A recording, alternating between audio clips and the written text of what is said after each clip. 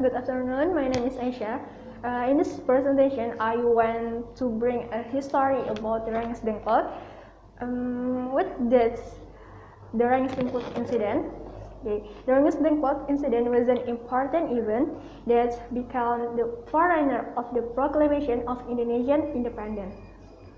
The following is the chronology and history of the Rengas Dengklok event. The Rengas Dengklok incident was the kidnapping of Sukarno and Muhammad Hatta, which occurred on Augustus 16, 1945, of the day before independence. Sukarno and Hatta were taken to Rengas Dengklok, Karawang, by a number of young. They were urged to accelerate of the proclamation of the independence of the Republic Indonesia. The young saw a great opportunity to proclaim Indonesian independence.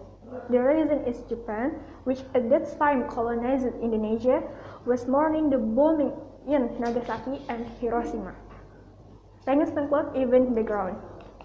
In the book Smart Politic History, Government and State Administration 2009, the Rengas Dengklok incident was motivated by the defeat of Japan from as the Sekutu.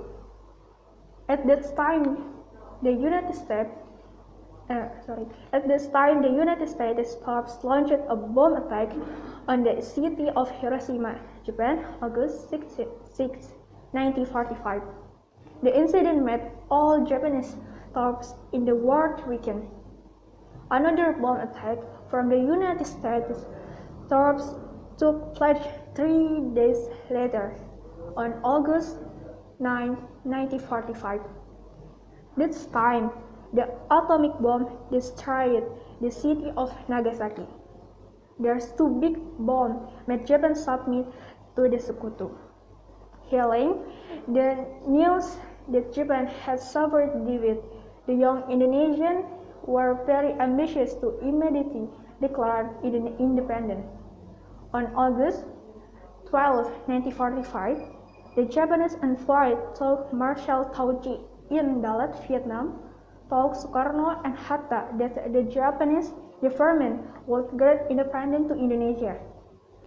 Japan was the proclamation to be made on August 24.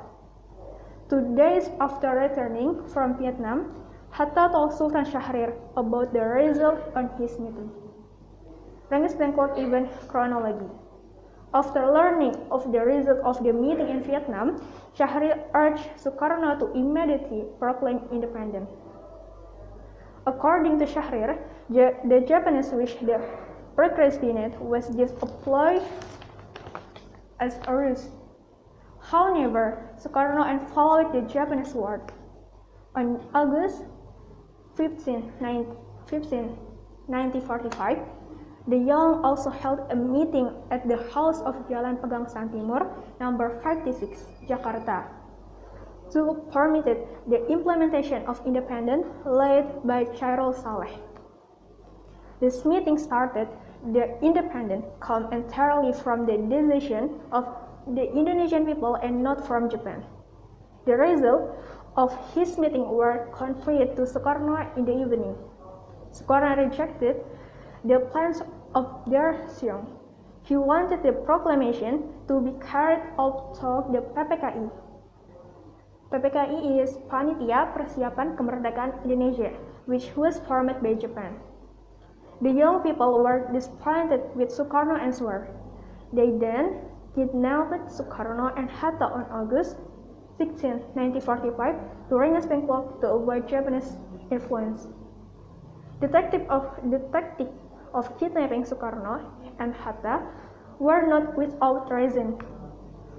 One of the people who played an important role in the kidnapping was Sudan Chosinggih, a member of PETA. PETA Pembela Tanah Air. In Rengas Dengklok, Sukarno stated he was willing to hold a proclamation after being returned to Jakarta.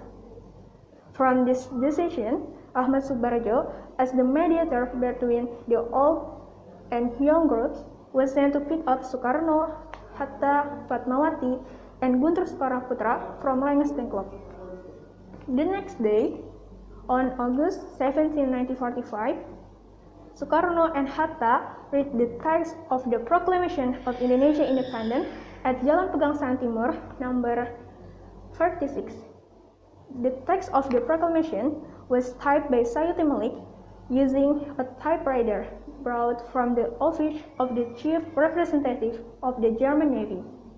On August 18, 1945, PPKI took the decision to repudiate the Constitution as the basis of the Republic of Indonesia, known as the 1945 Constitution or Konstitusi 1945. Okay, this history I can tell. Thank you for attention. Bye.